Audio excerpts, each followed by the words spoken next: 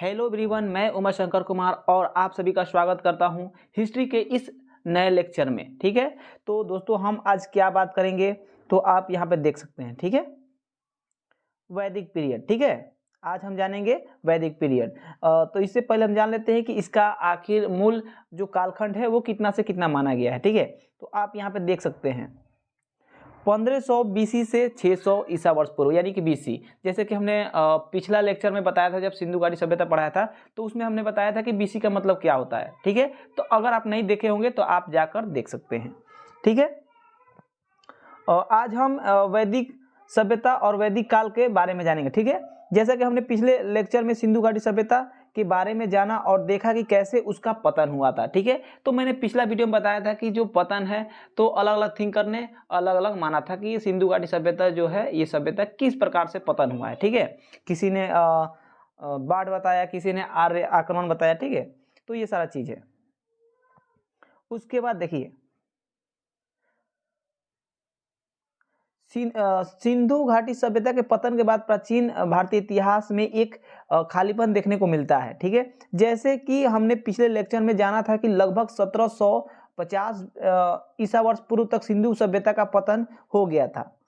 उसके बाद कुछ वर्षों तक हमने इतिहास में खालीपन देखने को मिलता है, अर्थात कोई भी सभ्यता देखने को नहीं मिलती है। ठीक है, तो देखिए जैसे कि हमने पिछला जो लेक्चर दिया था सिंधु घाटी सभ्यता पे, तो हमने उसका कालखंड को जाना था। तो उसका कालखंड क्या था, 2300 बीसी से 1750 बीसी। ठीक है, और जब वैदिक पीरियड आता है, वैदिक काल आता है, तो ये कब से शुरुआत होता है, 1500 से लेकर 600, और जो सिंधु घाटी सभ्यता का पतन है वो 1750 बीसी में समाप्त हो जाता है।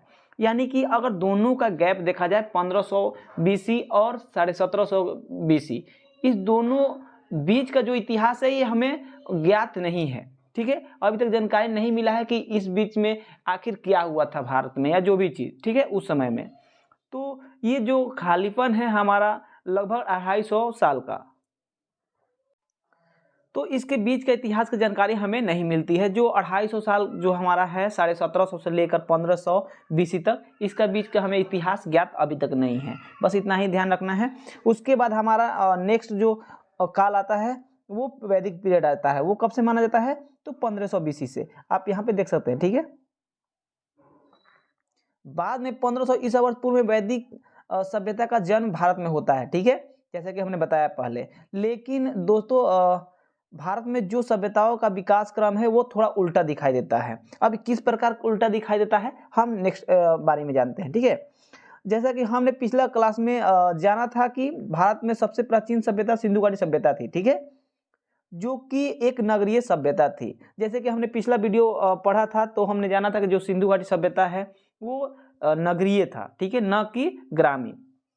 अर्थात यहाँ आज के नगरों की तरह रहन सहन व्यापार प्रधान सभ्यता थी, जबकि इसके पतन के बाद जो बाद में सभ्यता आई, जो वैदिक सभ्यता कहलाई, ठीक है, वो एक ग्रामीण सभ्यता थी। यानी कि देखिए, जब हम सिंधु घाटी सभ्यता पढ़े थे तो वो नगरीय सभ्यता हो गई, लेकिन इसके बाद जो आता है काल, इसमें हम पढ़ते हैं वैदिक सभ्यता। ये जो सभ्यता थी ये ग्रामीण थी। याद रखना है, पूछता है सवाल कि जो वैदिक काल है वो नगरीय था या ग्रामीण था। ठीक है, तो सिंधु घाटी सभ्यता नगरीय था और वैदिक काल ग्रामीण था। ठीक है, इस प्रकार से हम उल्टा कह सकते हैं। जैसे कोई भी कहता है कि पहले गांव से शहर में तब्दील होता है। ठीक है, ठीक है, कोई भी चीज, लेकिन यहाँ पे उल्टा दिखाई देता है। पहले जो हड़प्पा सभ्यता है ये शहरीकरण था, मतलब शहरी था, और यही बाद का जो समय है वैदिक काल, ये गांव का हो गया, इसलिए इसको उल्टा कहा गया। ठीक है, चलिए और आगे जानते हैं। देखिए यहाँ पे लिखा हुआ है, क्योंकि पहले वैदिक सभ्यता को ही भारत की सबसे प्राचीन सभ्यता माना जाता था, परंतु जब सिंधु घाटी सभ्यता की खोज हुई तब सिंधु घाटी सभ्यता को भारत की सबसे प्राचीनतम सभ्यता के रूप में जाने लगा। ठीक है, देखिए पहले जो खोज हुआ है वो हमें वैदिक काल का ही जानकारी मिलता है पहले, तो पहले हम इसी को प्राचीनतम मानते थे। ठीक है, वैदिक काल को। लेकिन जब सिंधु घाटी सभ्यता की खोज हुई उसके बाद हमें पता चला कि भाई जो वैदिक काल है उससे पहले की सभ्यता सिंधु घाटी सभ्यता है। ठीक है, तब हमें ये जानकारी मिलता है। उसके बाद देखिए अब हम वैदिक काल की परिचय देते हैं, ठीक है। देखिए वैदिक काल का परिचय जानते हैं। जो काल पूर्ण रूप से वेदों पर आधारित था और जिस काल में वेदों की रचना हुई उसे हम वैदिक काल या वैदिक सभ्यता के रूप में जानते हैं, ठीक है। समझ में आया? मतलब आखिर वैदिक सभ्यता नाम ही क्यों पड़ा, ठीक है, वैदिक काल में। तो इसमें वेद आधारित था, यानी कि जो भी हमें जानकारी मिलता है वो वेदों से जानकारी मिलता है, ठीक है। और इस काल में वेदों की रचना किया गया है, जिसके कारण से इस काल का नाम रख दिया गया वैदिक काल, ठीक है। उसके बाद देखिए इस वैदिक सभ्यता या वैदिक काल में 4 वेदों की रचना हुई थी, जो इस प्रकार है, ठीक है। जो वैदिक काल है इसमें 4 वेद की रचना हुई थी, कौन कौन, तो वो भी जान लेते हैं। पहला ऋग्वेद, दूसरा है सामवेद, तीसरा है यजुर्वेद और चौथा है अथर्ववेद, ठीक है। तो चलिए इसको बारी बारी से जानते हैं। सबसे पहले हम बात करते हैं वैदिक सभ्यता की। तो वैदिक सभ्यता या वैदिक काल का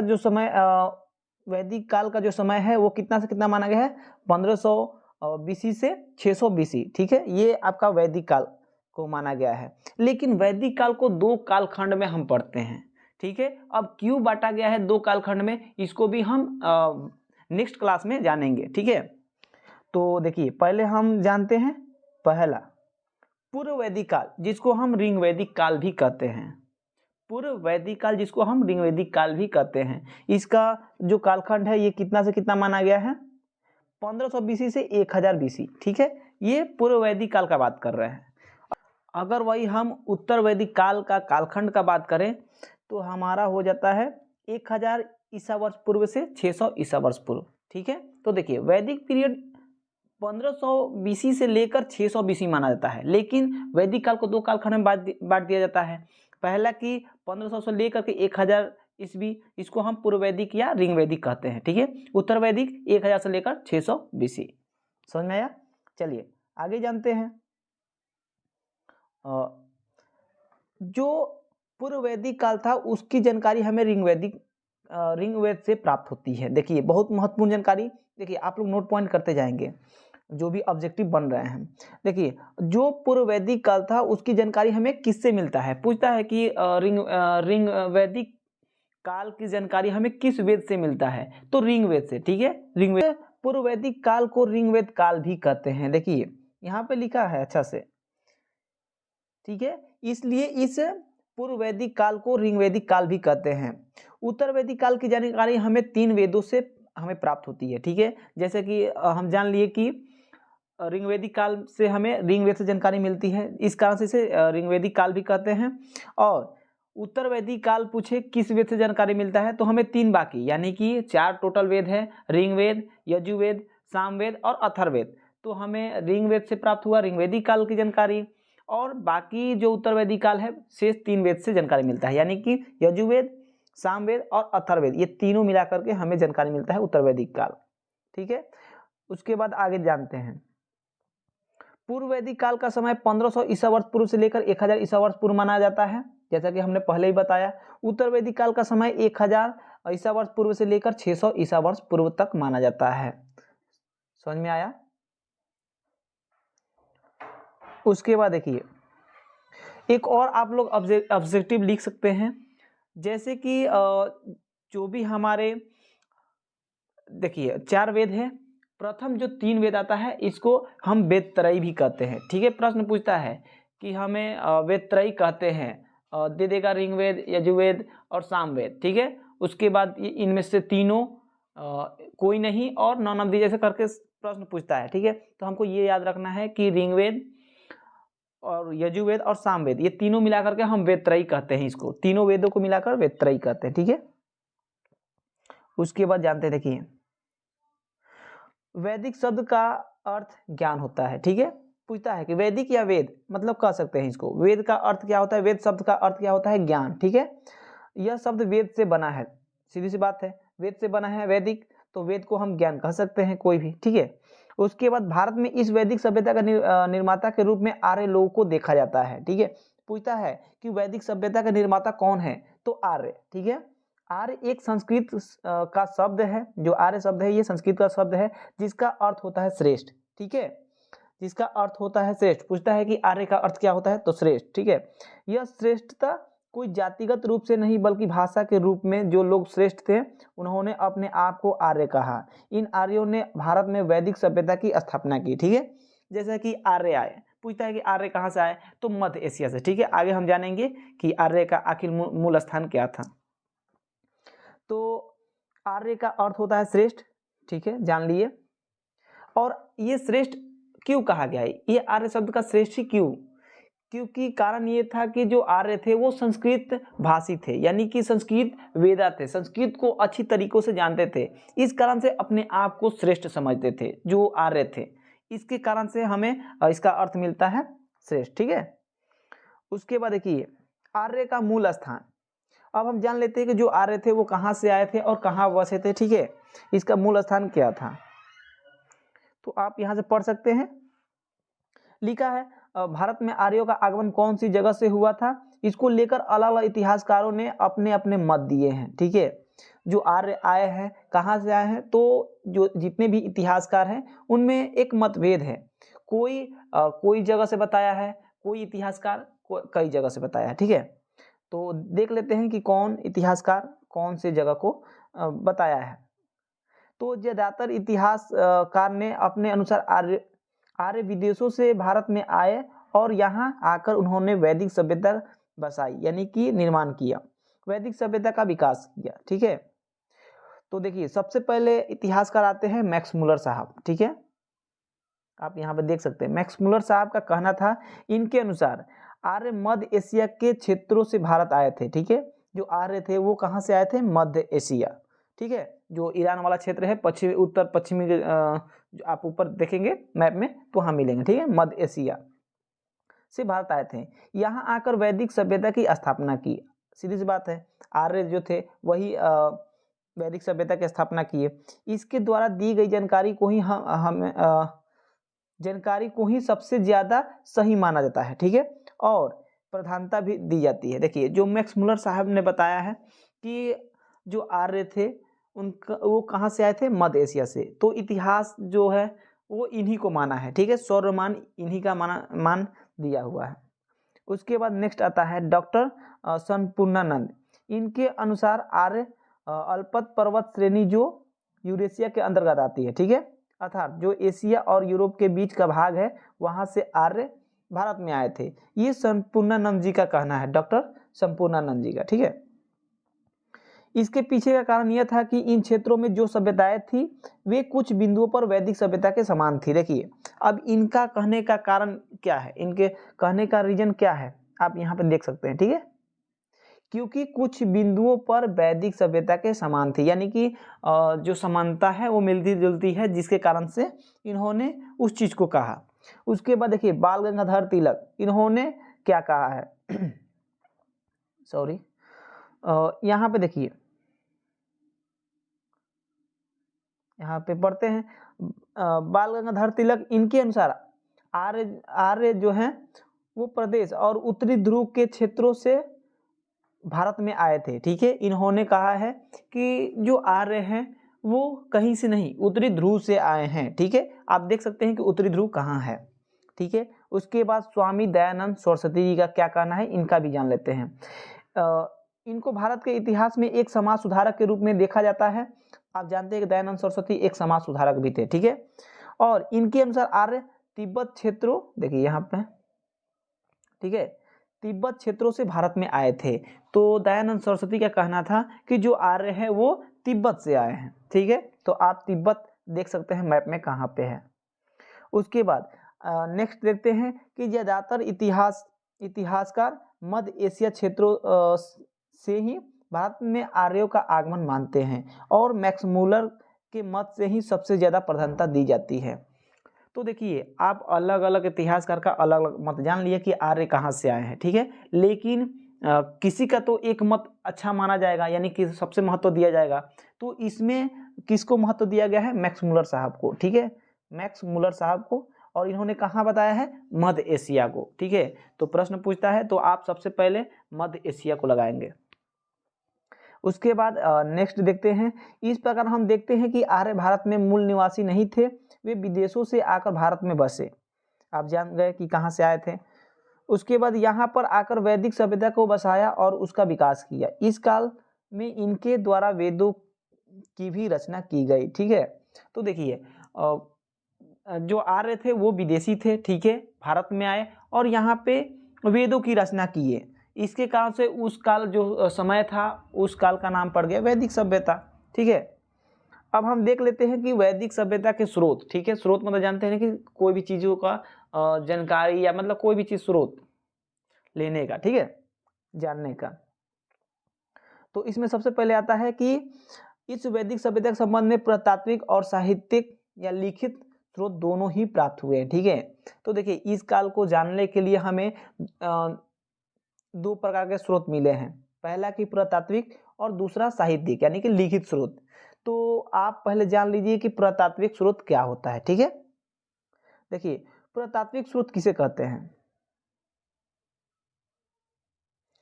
जब खुदाई के द्वारा नीचे से मिले हुए वस्तु जिससे हमें किसी काल की जानकारी प्राप्त होती है उसे पुरातात्विक स्रोत कहते हैं। ठीक है, जैसा कि कोई भी चीज़ खुदाई करते हैं, ठीक है, जितने भी आर्कोलॉजिस्ट होते हैं वो सारे खुदाई के माध्यम से चीज़ों को निकालते हैं, उसके बाद हम काल को पता लगाते हैं। तो इतिहास जब पढ़ेंगे तो आपको चीज़ें सीखने को मिलेंगे, देखने को मिलेंगे कि आपके इतिहास की किससे किसे जानकारी मिला है जिसका इतिहास लिखा गया है। ठीक है, तो उसमें पहला आता है पुरातात्विक स्रोत। ठीक है, पुरातात्विक का मतलब होता है खुदाई के द्वारा जितने भी चीज़ें मिलती हैं, साक्ष्य मिलते हैं, उसके अनुसार काल को पता लगाकर हमें इतिहास की जानकारी मिलता है कि उस समय की सभ्यता किस प्रकार थी, उस समय क्या होता था, कैसा समाज था, कैसा राजनीतिक व्यवस्था था। ठीक है, तो ये सारा चीज़।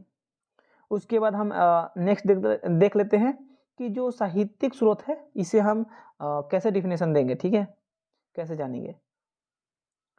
और जब किसी पुस्तक या किसी लिखित रूप में हमें किसी काल की जानकारी मिलती है तो उन्हें हम साहित्यिक या लिखित स्रोत कहते हैं।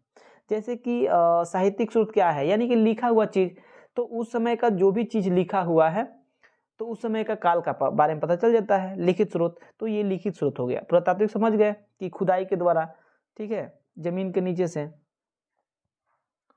उसके बाद आगे है, अब हम वैदिक काल के संबंध में मिले पुरातात्विक और साहित्यिक स्रोतों के बारे में जानते हैं। ठीक है, तो देखिए पुरातात्विक स्रोत में हमें क्या क्या चीज़ें मिला है इसको हम जान लेते हैं। तो सबसे पहला है हमारा, देखिए बोझकोई लेख। ठीक है, भुजकोई अभिलेख, ये सबसे पहला प्राचीनतम साक्ष्य है। ठीक है, पुरातात्विक स्रोत। तो इसमें देखिए क्या मिला है, यह अभिलेख मध्य एशिया में स्थित है। ठीक है, और ये लगभग 1400 BC ईसा वर्ष पूर्व, यानी कि ईसा वर्ष पूर्व पुराना अभिलेख है। ठीक है, तो सोच सकते हैं कि अब ये कितना प्राचीनतम है।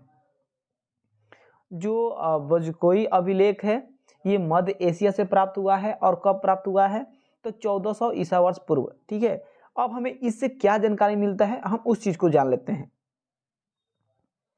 तो आप यहाँ से पढ़ सकते हैं, इस अभिलेख से कुछ भारतीय देवताओं जैसे इंद्र, वरुण, मित्र और नासत्य जैसे देवताओं की जानकारी प्राप्त होता है। ठीक है, जो बोझकोई अभिलेख है इससे हमें 4 आर्य देवताओं के साक्ष्य मिलते हैं जो भारतीय देवताओं के नाम से भी जानते हैं। ठीक है, तो इसमें कौन कौन देवता है, इंद्र है, वरुण है, मित्र है और नासत्य है, आप यहाँ पे देख सकते हैं।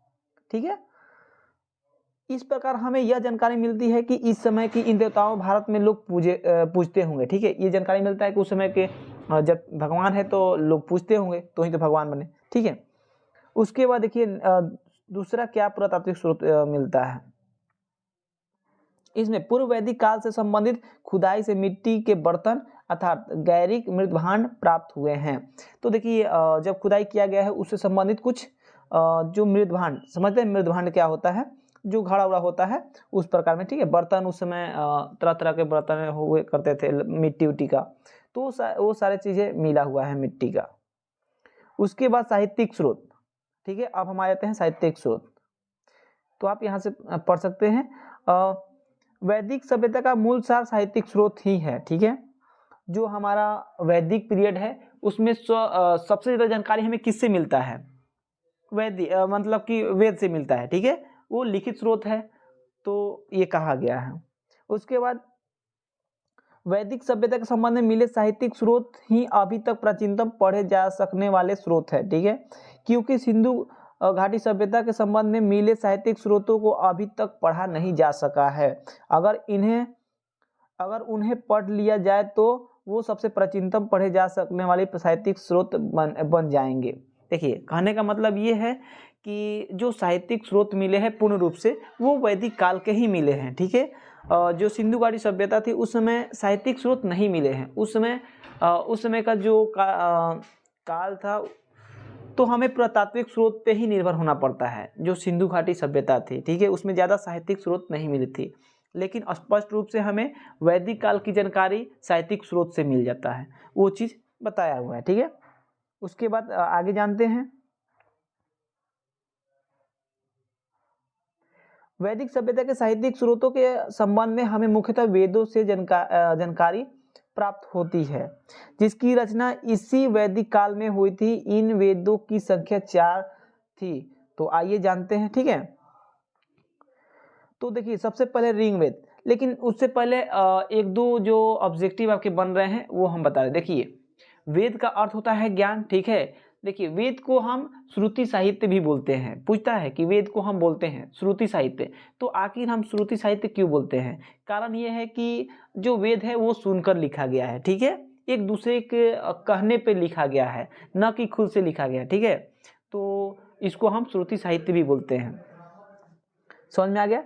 चलिए, अब जान लेते हैं कि देखिए 4 वेद है, ऋग्वेद, यजुर्वेद, सामवेद और अथर्ववेद। तो सबसे पहले हम बात करते हैं ऋग्वेद में, ठीक है। ऋग्वेद में क्या क्या चीजें हैं, क्या क्या व्यवस्थाएं थी, ठीक है, क्या क्या जानकारी मिलती है। सबसे पहले बात करते हैं हम ऋग्वेद का। तो देखिए, ऋग्वेद सबसे प्राचीनतम वेद है। पूछता है कि सबसे प्राचीनतम वेद कौन सा है, तो ऋग्वेद, ठीक है। यूं कहे कि वैदिक काल में सबसे पहले ऋग्वेद की रचना की गई थी और इसी वेद से हमें पूर्व वैदिक काल की जानकारी प्राप्त होती है। जैसे कि हमने पहले भी बताया कि पूर्व वैदिक काल की जानकारी हमें किससे प्राप्त होती है, किस वेद से प्राप्त होती है, तो ऋग्वेद से, ठीक है। और बाकी जो उत्तर वैदिक काल है वो बाकी 3 वेद से जानकारी प्राप्त होता है। इस वेद के संकलनकर्ता के रूप में कृष्ण देवपायन वेद व्यास को माना जाता है, ठीक है। पूछता है कि वेद की रचनाकार कौन है, तो वेद व्यास जी है, ठीक है। कृष्ण, इसका पूरा नाम है कृष्ण देवपायन वेद व्यास को जाना जाता है, जिन्होंने इस वेद की रचनाओं को एक साथ जोड़ा था और इस वेद में धर्म से जुड़ी बिंदुओं का वर्णन मिलता है। अब जान लेते हैं कि देखिए, इस वेद में 10 मंडल है। इसमें पूछता है कि ऋग्वेद में कितने मंडल है, तो 10 मंडल है, आप यहाँ पे देख सकते हैं, ठीक है। अर्थात अध्याय, इसको अध्याय भी बोलते हैं। 1028 सूक्त है, ठीक है। सूक्त का मतलब क्या होता है, मंत्र, ठीक है, मंत्र जाप जो भी चीज होता है ना, वो 1028 सूक्त है, ठीक है। और देखिए, ऋचाएँ जो है, ऋचाएँ पूछता है कि कितने ऋचाएँ हैं, तो अलग अलग बुक पढ़ेंगे तो ऋचाएँ अलग अलग मिलेंगे, ठीक है। लेकिन आपको याद रखना है 10,580, कितना, 10,580 याद रखना है जो ऋचाएँ हैं, ठीक है। उसके बाद इसमें दूसरे मंडल से लेकर, ठीक है, दूसरे मंडल से लेकर 7वें मंडल तक जो मंडल है वो सबसे प्राचीनतम है, यानी कि सबसे पहले लिखे गए थे, ठीक है। जो दूसरा और 7वां जो मंडल है वो सबसे पहले लिखा गया है। पूछता है कि सबसे नवीनतम क्या क्या जोड़ा गया है, कौन सा है, तो आप यहाँ पे देख सकते हैं 10वां के बाद जोड़ा गया था, ठीक है। जो 10वां मंडल है, पहला और 10वां, ठीक है, पहला और 10वां मंडल सबसे बाद में जोड़ा गया था और दूसरा और 7वां मंडल है वो सबसे पहले जोड़ा गया था मंडल में, ठीक है। उसके बाद नेक्स्ट है कि ऋग्वेद के 10 मंडल में 4 मंडल ऐसे हैं जो बहुत महत्वपूर्ण मंडल है, ठीक है, जो इस प्रकार है। तृतीय मंडल, देखिए पूछता है तृतीय मंडल में क्या है, इस मंडल में गायत्री मंत्र का वर्णन किया गया है।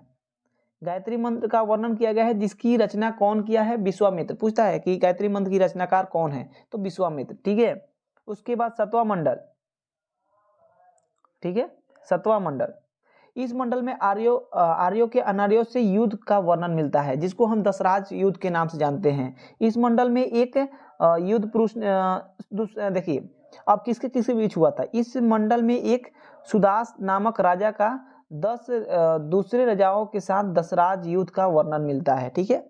पूछता है कि किस मंडल में दशराज युद्ध का वर्णन किया गया है, तो ऋग्वेद के 7वें मंडल में, ठीक है। देखिए एक भरतवंश था जिसके राजा सुदास थे, और 10 राजाओं के बीच एक दशराज युद्ध लड़ा गया था। और पूछता है किस नदी किनारे, तो देखिए पुरुषनी नदी, जब लड़ा गया था पुरुषनी नदी, लेकिन वर्तमान में उस अब क्या उस नदी का नाम पड़ा है, रावी नदी, ठीक है। जो पुरुषनी नदी था वो रावी नदी अभी कहा जाता है, ठीक है। उसके बाद नेक्स्ट आता है 9वां मंडल। इस मंडल में सोम देवता यानी कि वनस्पति की देवता का वर्णन है। पूछता है कि सोम देवता किस मंडल में है ऋग्वेद के, तो 9वां मंडल में, ठीक है, 9वां मंडल में। उसके बाद आते हैं 10वां मंडल, ठीक है। ये सबसे महत्वपूर्ण है, अब क्यों है इसको जानते हैं। इस मंडल में प्रथम बार वर्ण व्यवस्था का वर्णन मिलता है। सबसे पहली बार वर्ण व्यवस्था यानी कि जो समाज है, कितने प्रकार के समाज थे, ठीक है, इसका वर्णन मिलता है। तो इसमें सबसे पहली बार ब्राह्मण, क्षत्रिय, वैश्य और शूद्र जैसे वर्णों में बांटने वाली व्यवस्था देखने को मिलती है। बात को समझ रहे हैं, मतलब जो 10वां मंडल है इसमें हमें वर्ण व्यवस्था यानी कि जो समाज है कितने वर्ग में बांटा गया था, 4। कौन कौन, पहला था ब्राह्मण, दूसरा था क्षत्रिय, तीसरा था वैश्य और चौथा था शूद्र, ठीक है। अब कहा गया है कि ब्राह्मण का जन्म कहाँ से हुआ है, तो मुख से हुआ है कहा जाता है, लिखा हुआ है। उसके बाद जो क्षत्रिय है वो भुजा से हुआ है, ठीक है। वही वैश्य का बात करें तो जांग से, और शूद्र का जो है वो चरणों से हुआ है यानी कि पैर से हुए हैं, ठीक है। इनका जन्म माना गया है। समझ में आ गया। तो आज के लिए इतना ही, बाकी का जो भी शेष है जैसे कि आपके सामवेद है, यजुर्वेद है, अथर्ववेद है, और इससे बाद भी जितने भी चीज़ें हैं उसको हम नेक्स्ट लेक्चर में जानेंगे। बाकी थैंक यू सो मच, फिर मिलेंगे नेक्स्ट वीडियो में, तब तक के लिए जय हिंद।